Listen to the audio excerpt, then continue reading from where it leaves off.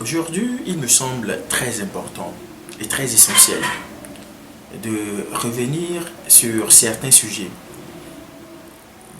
que je pense très délicats pour la survie de notre pays et pour l'aboutissement heureux de la lutte que nous sommes en train de mener depuis des années.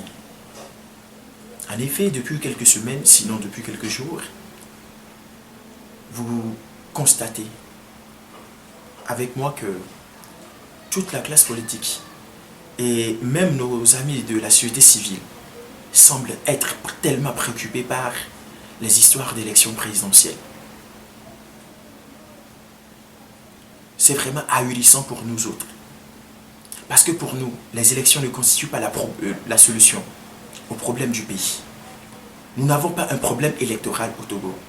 Nous avons plutôt un problème de légitimité. C'est pour ça que le peuple, depuis longtemps, a battu le macadam.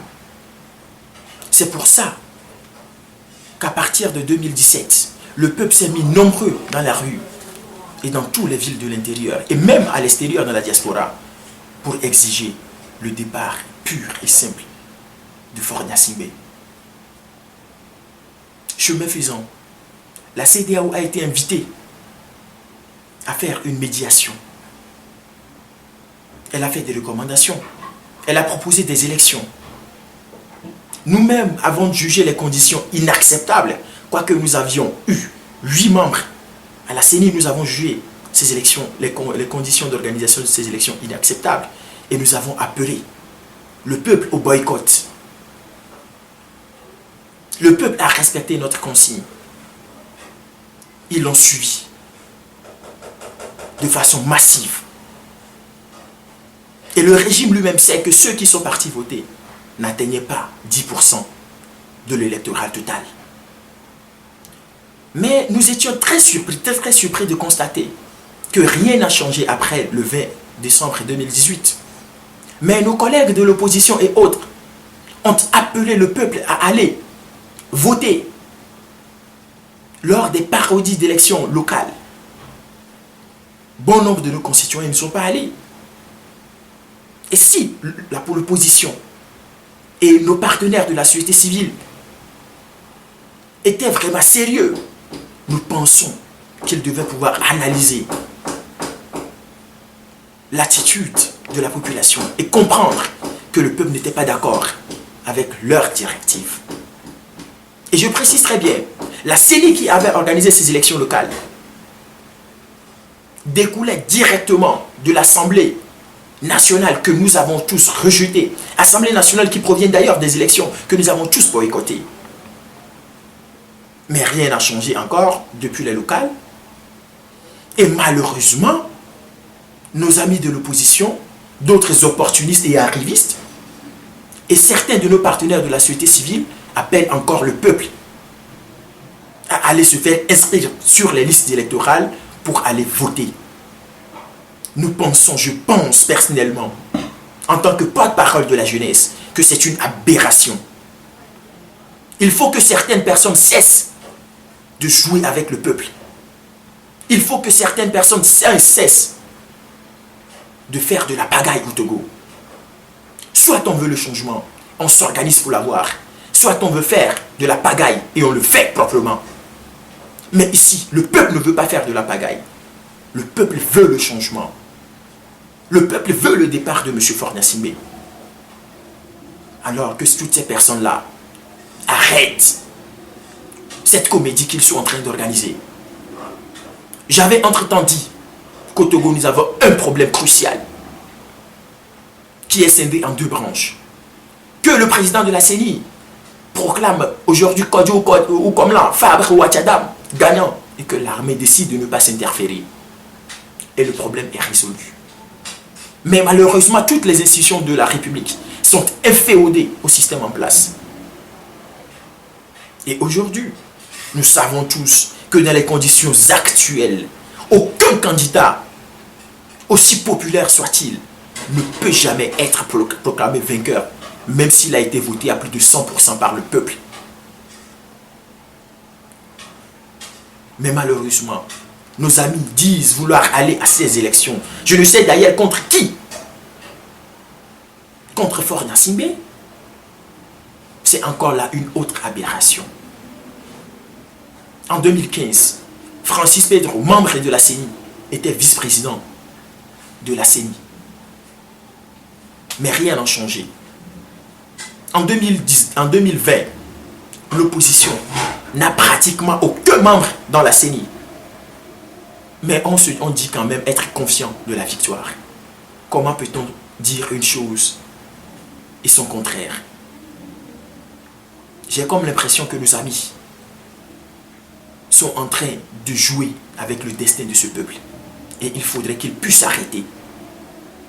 Parce que s'ils ne s'arrêtent pas, parce que s'ils continuent à faire eux-mêmes à jouer cette comédie, à jouer aux accompagnateurs, à vouloir offrir à Faure Gnassingbé le 4e mandat que nous ne souhaitons pas le voir faire, ils se retrouveront également dans notre viseur. Parce que nous ne ferons pas de cadeau à tous ceux qui aideront Faure Gnassingbé à briguer un 4e mandat. Notre mot d'ordre est clair. Non au 4e mandat de Faure. Non au 4e mandat de Faure. La seule chose qui vaille actuellement, c'est le départ de Faure Gnassingbé en 2020 et la mise en place d'une transition. Les élections interviendront après. Les élections ne constituent pas pour l'instant la priorité. La priorité, c'est de refonder l'État. La priorité, c'est de moraliser la vie publique. La priorité, c'est de bien refaire les choses. C'est de remettre de l'ordre dans la cité. Et ce n'est qu'après tout ça que nous ferons des élections. Nos amis de la société civile, nous leur demandons également de faire beaucoup attention. Beaucoup attention. En tout cas, nous autres, porte-parole de la jeunesse, ferons notre part.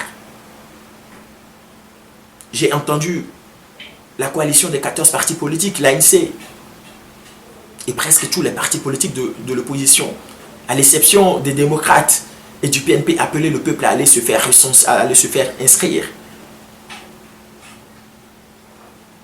C'est vraiment aberrant. C'est vraiment sidérant. Et c'est vraiment choquant que ces derniers se comportent de la sorte. Nous n'avons rien contre eux. Mais nous pensons qu'à un moment donné, il faut apprendre à être conséquent, constant et cohérent envers soi-même. C'est très important. Si en 2018, nous avons appelé les gens à boycotter les élections, et qu'en 2020, nous appelons les gens à y participer, alors que les choses se sont empirées qu'en 2018, c'est que nous-mêmes, nous avons un problème sérieux qu'on doit diagnostiquer et guérir le plus tôt possible. Nous autres, restons fermes dans notre position. Restons fermes dans nos bottes. Non au 4e mandat de Faure. Et c'est dans l'atteinte de cet objectif que nous appelons le peuple à se mobiliser.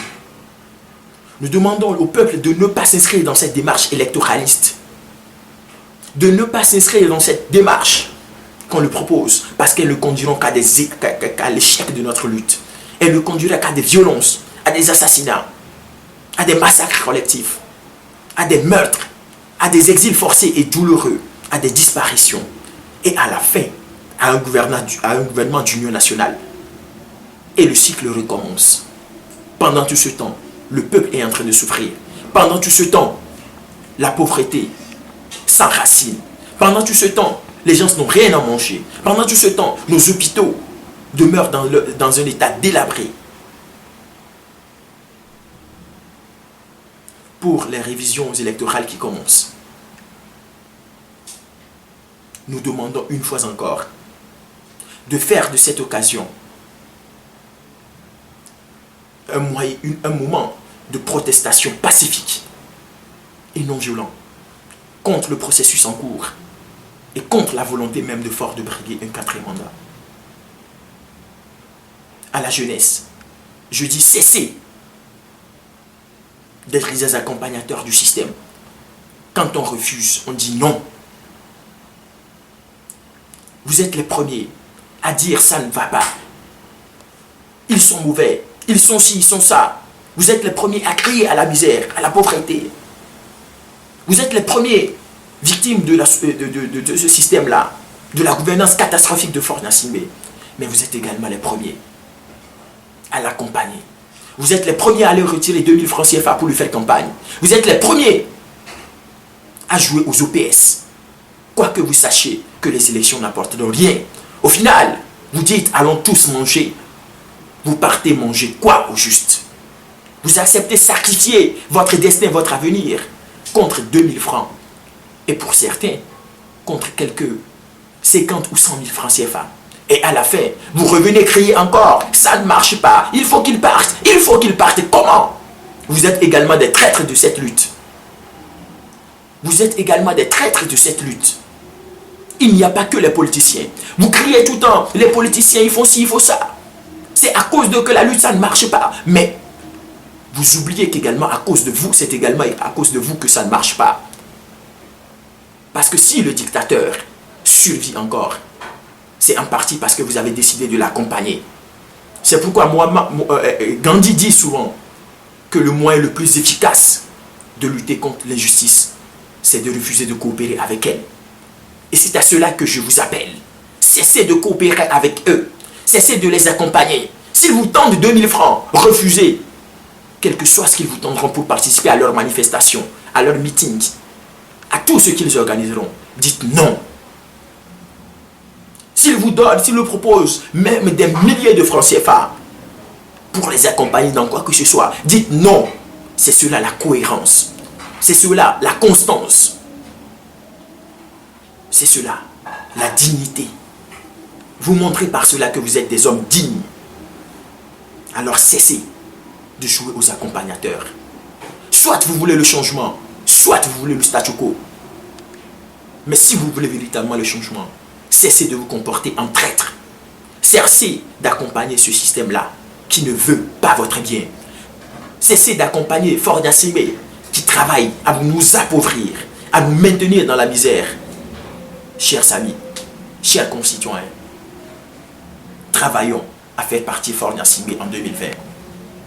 Ce n'est qu'à ce prix que nous mériterons de convoquer dignement les pères de l'indépendance, de convoquer dignement les noms de Tavi Amorin, de Sylvanus Olympio, de Djoba Boukari et de tous ceux qui se sont battus pour que revive le Togo. Merci beaucoup.